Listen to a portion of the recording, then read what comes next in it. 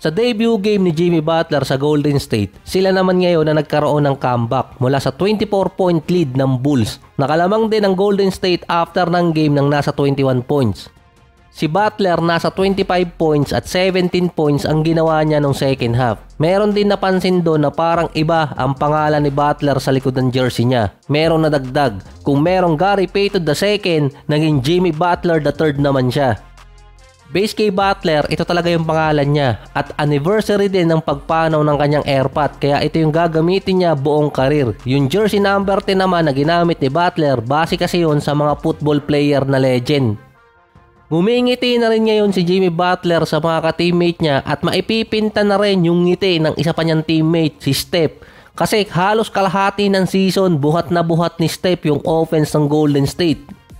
Lagi pa siyang bantay sarado ng kalaban. Base pa kay Steph, kabaliktaran niya si Butler. Kung siya ay titira sa 3-point area, si Butler naman sa loob ng paint, perimeter at free throws. Ito rin kasi ang unang beses na nakascore si Butler ng 20 points pataas since December 16.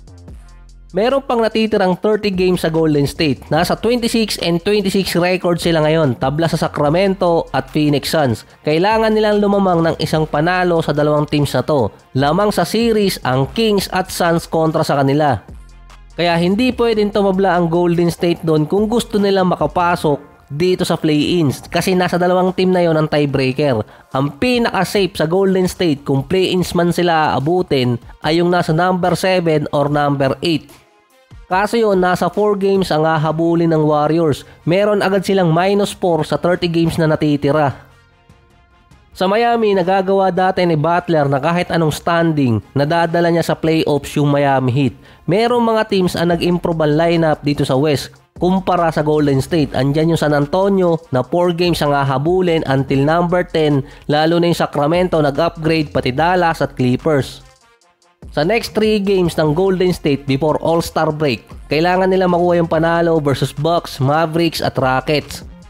After All-Star naman makakatapat nila ang Dallas, Hornets at Magic. Si Kuminga hindi pa bumabalik sa lineup. Malamang second unit pa rin siya ilalagay dahil si Butler nasa starting 5. Base pa sa report, after All-Star na posibleng makabalik si Kuminga. So papasok pa lang kasi siya sa re-evaluation week. Si Butler at si Kuminga ang dalawang players ngayon ng Golden State na umi-score sa loob ng paint. Ang difference lang ni Butler kumpara kay Kuminga, makikita to sa mga susunod na games kung papatok ba siya sa style talaga ni Steve Kerr.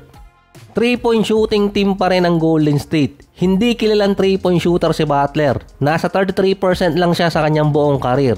Si Kuminga naman merong 34% sa kanyang karir pero mas volume shooter si Kuminga kumpara dito kay Butler sa beyond the arc. Kaya volume shooter si Kuminga kumpara kay Butler dahil lagpas ng isa ang attempts ni Kuminga kada game.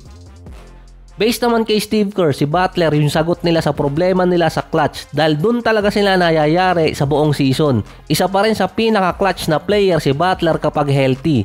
Hindi na rin gaano mai-stress si Steph sa opensa nila kapag nasa less than 5 minutes. Ang huling team na nakapasok sa playoffs na outside pa sila ng play-ins before sa isa sa biggest trade nila ay yung New Orleans. Ito yung time ni CJ McCollum noong 2022. Nakahabol sila noon after ng trade. Nagkaroon sila ng chance na makapasok pa sa number 8 position. So dito masusubok si Jimmy Butler kung kaya niya bang gawin sa Golden State yung ginawa dati ni CJ McCollum para sa Pelicans. So hindi ko alam kung paano tatapusin ang episode na to kaya ganito na lang, bigla na lang mawawala.